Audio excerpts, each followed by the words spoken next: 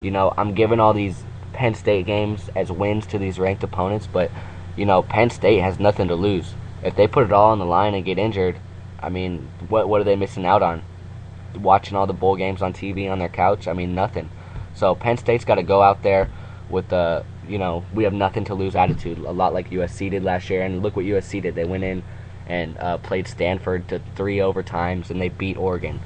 And now that USC has something to play for this year, you definitely have to take that into consideration for USC. And then for Penn State, not going to be able to go to a bowl game for 4 years.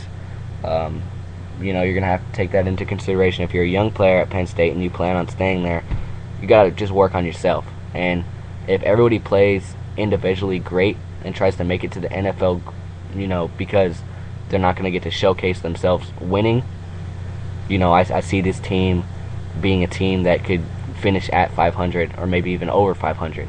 But, certainly Penn State's going to have a weird season. I mean, obviously the fan base is going to be there for them.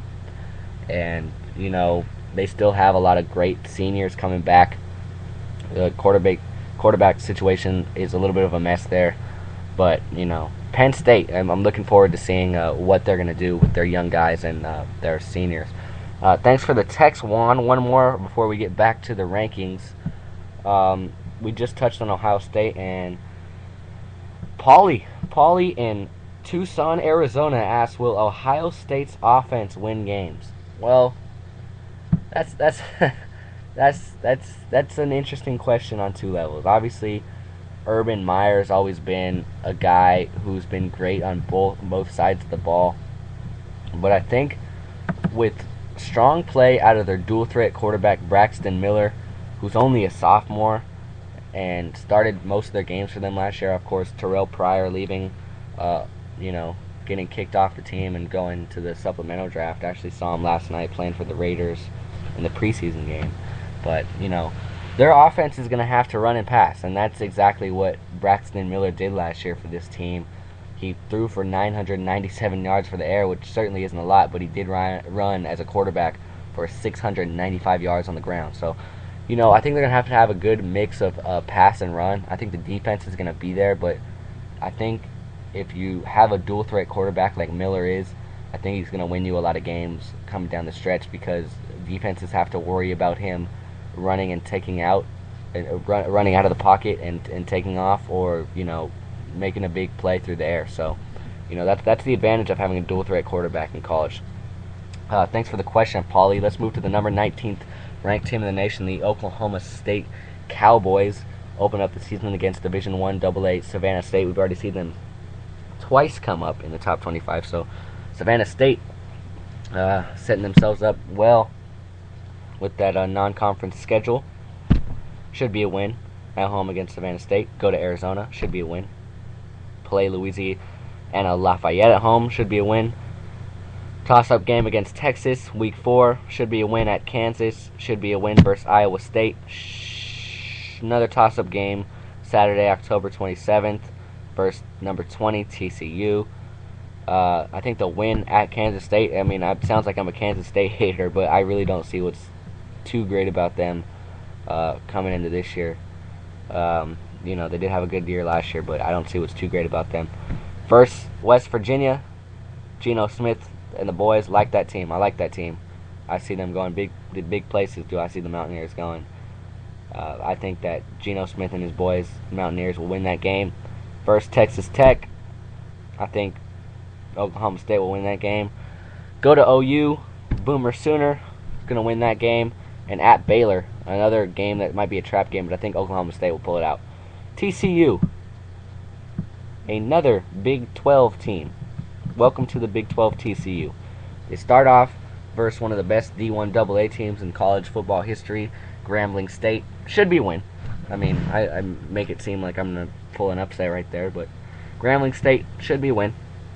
At Kansas, should be a win. Versus Virginia should be a win. They've always played that game for the boot against SMU, Southern Miss. They lost to Southern Miss at home last year, but I think they'll get their revenge this year. Southern Methodist, SMU, obviously, a team that returns their great running back Zach Line and get Garrett Gilbert, the transfer from Texas, who appeared in the national championship game back when Texas lost 3 years ago. So SMU, put them on upset alert. I'm putting them on upset alert week 4 at SMU, but I think that's a game that TCU should win. Casey Patchall, their quarterback who took over for Andy Dalton, did a pretty nice job last year. Threw for 2,715 yards, 24 touchdowns through the air, and ran a little bit, but wasn't too great last year, other than that upset at Boise State, which was very impressive. Then they go week 5. Iowa State should be win at Baylor. I think they'll get that revenge. Baylor went in there and beat TCU at home last year, but I think they'll win at Baylor this year. They play Texas Tech at home. I think that's a game that might be a trap game for the Horned Frogs, but I think that's a game they should win. At Oklahoma State, it's a matchup of number 19 and number 20 team in the nation, so that's going to be another close game right there, 50-50. At West Virginia, I think that's a game West Virginia will win. I keep putting down Kansas State, but I think they're going to beat Kansas State. At Texas, I can't wait to see that matchup. And then versus Oklahoma, number 4 Oklahoma, I think Oklahoma wins that game. So obviously TCU, a bowl team for sure, but definitely not a team that's going to win that conference this year. But they're going to build themselves to be a national championship one day, I promise you that.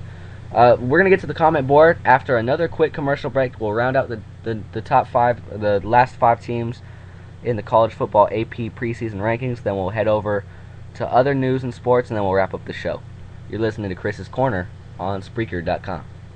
You're listening to Chris's Corner. Here we are, back with the rounding out the college football rankings. But as I said, we'll get to the comment board. This comment coming from Nate in Solana Beach, California. Nate asks, what's the best college team in football? Well, gotta go with SC. We kind of touched on them earlier. I'm sure Nate heard that. He made that comment actually right when the show started, so I guess I answered that for him. But shout out to Nate if you're still listening. Thanks for tuning in. I appreciate it. But USC, that's my national championship pick right now. All right, let's get back to the rankings. Thank you once again for the comment, Nate. And I said that we were gonna have a question once we get to this team, but let's head to the Stanford Cardinal. What are we gonna do about Stanford? I mean, you lose Andrew Luck. You have the new coach in his second season taking over for Jim Harbaugh, and you look at Stanford and you say, well, this team, maybe they're just getting ranked because of their success last year and their legacy. Well, this team returns Taylor out of the backfield, and you have Nottingham, who's probably going to get the starting quarterback job. And this is another team that has a chance to upset USC. I really believe that. And this team, I think, 21, even though they're rated, I think they're going to be a little bit underrated this year because of the loss of Andrew Luck. And of course, before Andrew Luck was the big star here, was Toby Gerhart. So they've had stars here throughout. It's going to be a matter of time to see who steps up. Obviously, you're not going to replace Andrew Luck with someone else of his capability, but you're going to have another good quarterback here at Stanford. So Rob in San Mateo, shout out to the 650 once again. He asks, is Stanford going to be a good team this year? I think I just answered that. I think Stanford's going to be a good team, a bowl team, but not a BCS bowl team. You look at their schedule versus San Jose State. They play them every year. They're going to win, like every year. They play Duke. They'll win. They play USC. If they can win that game somehow, some way, at home against USC, then I think they might win the conference.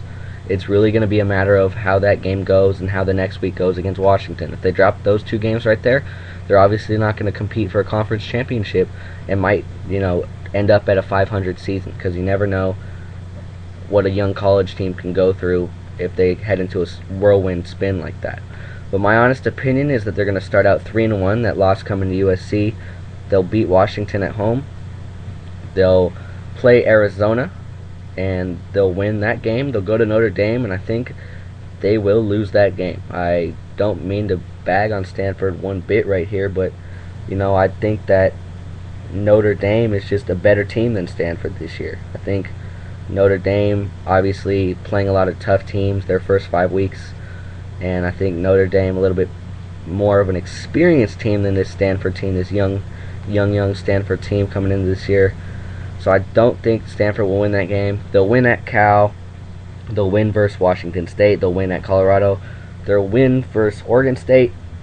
But they will drop their third contest of the season Saturday, November 17th at Oregon in Eugene against the Ducks. The Ducks are just going to run over them like they did last year, and then they'll close out the season by beating UCLA at the Rose Bowl. So I see a 9-3 season for a Stanford team, possibly 8-4, possibly 10-2. We'll see how it goes. But Stanford once again is going to be a good team, but not what they were last year. Kansas State. All the Kansas State haters stand up, and a lot of people might call me but I really don't think this team is going to do well this year. Maybe a 7-5 finish. Maybe. They'll win against Missouri State. They'll win against Miami. They'll win against North Texas. They'll lose against Oklahoma. They'll win against Kansas. They'll win against Iowa State. They'll lose against West Virginia. They'll lose against Texas Tech. They'll lose against Oklahoma State. They'll lose against TCU. They'll win at Baylor, and they'll lose against Texas. I think that Texas Tech game is going to be the real telltale. Texas Tech's going to come in hard at Kansas State, and I think that there's a very good chance that, maybe Texas Tech, if they lose that game, if they win that game against Texas Tech, and Texas Tech lose that game against Kansas State, then I think Kansas State might be set up for an 8-4 finish, 7-5 finish, but they will not be ranked when the season ends. I promise you that. And I'm not known to break promises. Florida Gators, SEC team, another SEC team. We've seen them on a lot of these top 25 teams. Finally nearing the end. Florida number 23. Start out the season against Bowling Green at Texas A&M.